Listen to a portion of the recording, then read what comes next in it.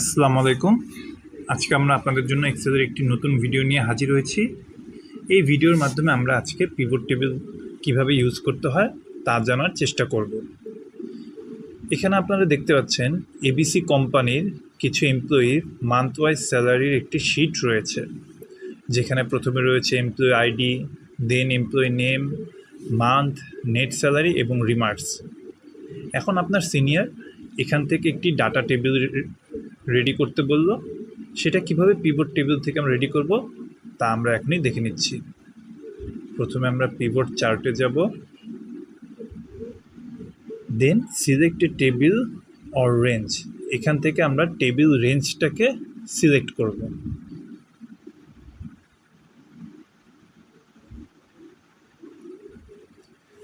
দেন নিচে দেখা যাচ্ছে new worksheet or existing worksheet.